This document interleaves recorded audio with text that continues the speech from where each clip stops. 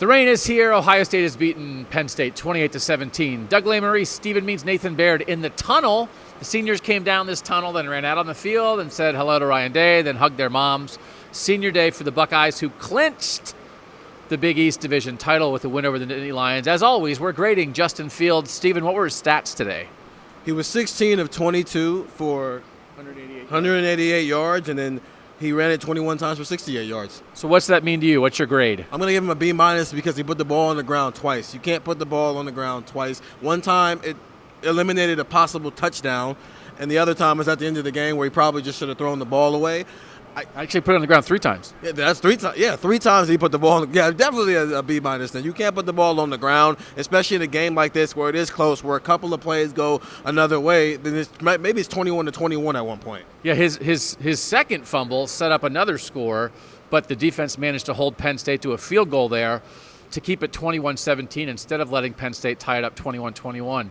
2 fumbles lost, 3 fumbles overall. What's your grade, Nathan? I mean, that's directly contributing to 10 points right there, so I'm going to go C+. It's a better than passing grade, but there were some problems today, and the ball security was one of them. I'm still grading. You got to grade on a little bit of a curve. This, I think, might have been the best defense they've played all season. Certainly, I thought Penn State's defensive performance was the best that we've seen against by an Ohio State opponent all season. And Justin Fields running early in this game was the difference. I thought that was maybe going to be how they won this game. That was going to be the X factor, the way he ran for some conversions early in this game, the big 4th down play, a 3rd and long that he scrambled on. But you can't make mistakes like that, and there are games this season coming up where if you make those mistakes, it's going to cost you a game. It's going to end your season. Those are things he has to clean up. I got 2 words for you. Wet balls.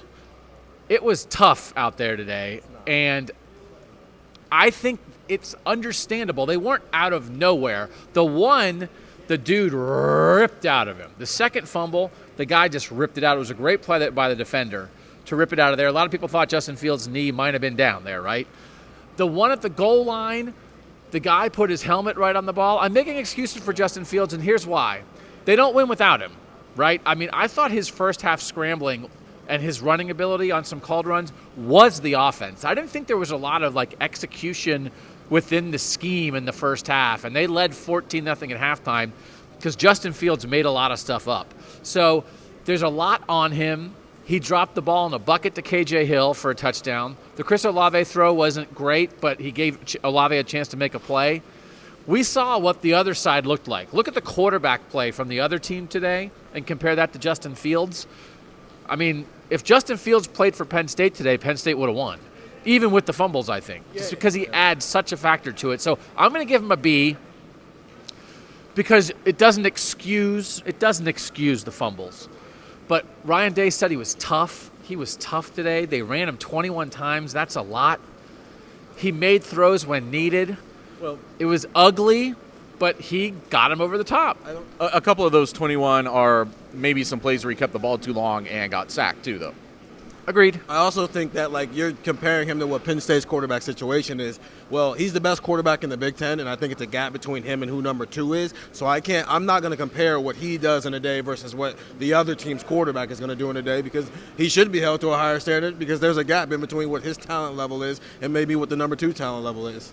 Agreed. If Justin Fields played for Penn State today, I think Penn State would have won. Which maybe you guys, your bag's getting wet. Ooh, the water's getting your bag. That might be, maybe you would disagree with that, and I understand it. I understand that the threshold for Justin Fields is Jalen Hurts, Tua Tagovailoa, Trevor Lawrence, Joe Burrow, compared to the best quarterbacks in the country. Today he played Penn State, and he was the best quarterback on the field, and the best quarterback won. Stephen, Nathan, Doug, lots more coverage coming at cleveland.com.